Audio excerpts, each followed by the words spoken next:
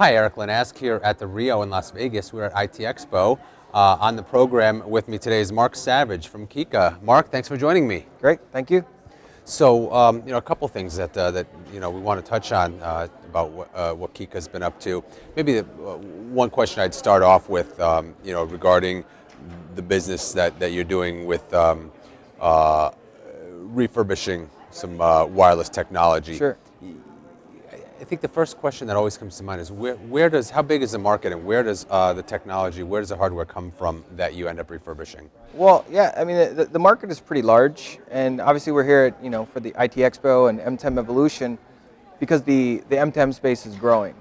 And so because the hardware keeps refreshing, constantly, we've kind of found a niche, and we've been doing it for almost 10 years now, where we go out and we buy all the secondary market hardware.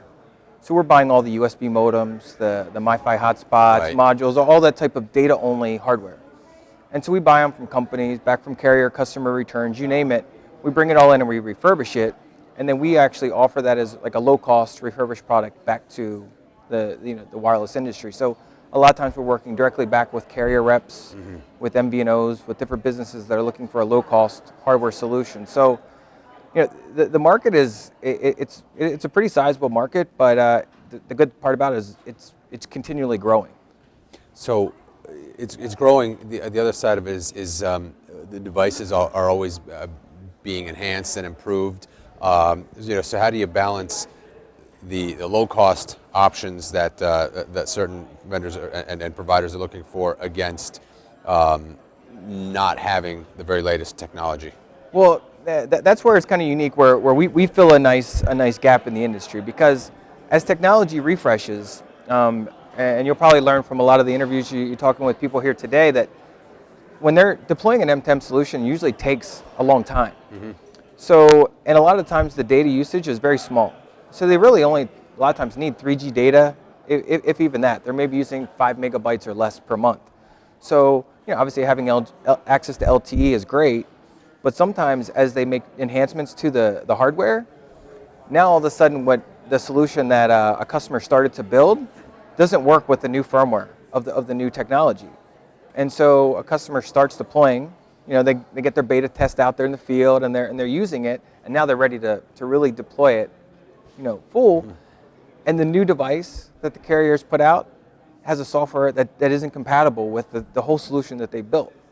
And so we'll get a call from a customer and just says, hey, look, I'm looking for this older device. I know it's a couple years old technology, but I have a customer who needs 1,000 pieces, and they need to deploy them.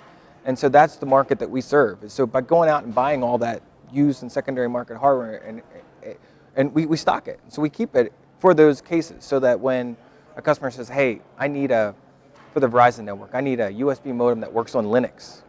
Well, I know that the 3G Novotel USB 760 works with Linux, and some of the new modems don't support it. So we stock a whole lot of Verizon USB 760s, and we have them for when customers call and they say, we're in a bind here. We need a Linux modem that works Linux. We say, no problem. Like, we've got those. We give them to them low cost. Where do you get them? We buy them from everywhere. So everywhere from carrier, customer return auctions.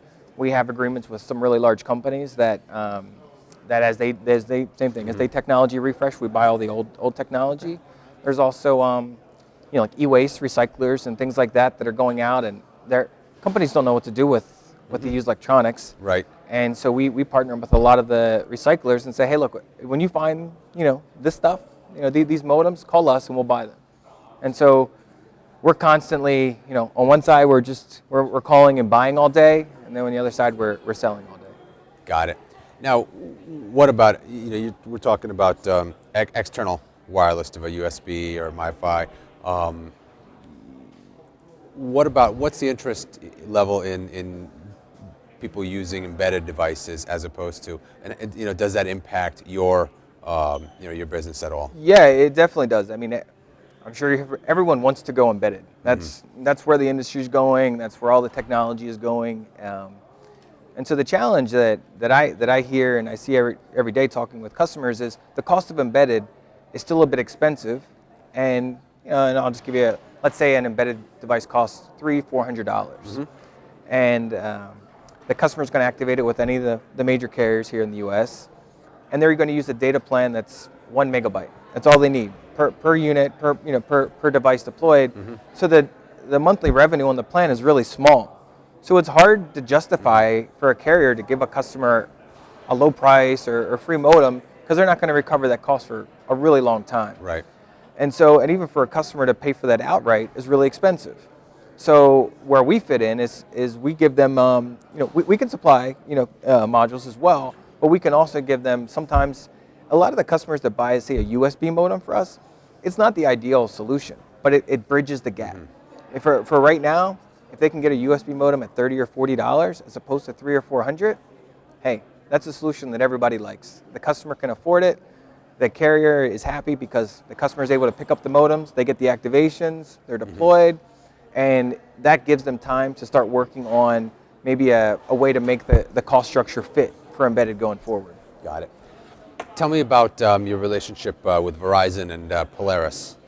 Yeah, so like I said, our business has always been hardware, but what's new for us here at M10 Evolution is that we are a new Verizon VPP partner, which means we're working with them on the M10 side, and we've developed our own M10 solution.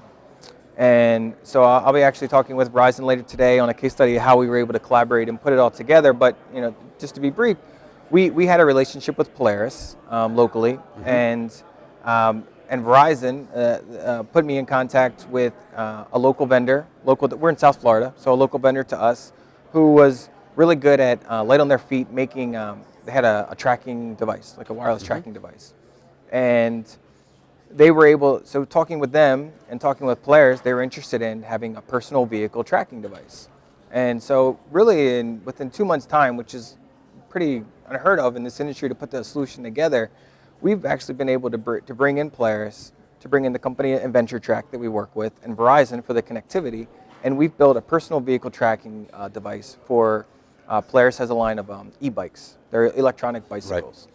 And so we were able to build the solution into the frame of the bike, and we're going to be able to offer it. And so just for folks who don't know, an e-bike it's a typical bicycle, but it has an electronic engine. And so what happens is as you're pedaling on this bicycle, the electronic motor kicks in and it gives you pedal assistance. So now you're pedaling, and now all of a sudden you have this extra boost.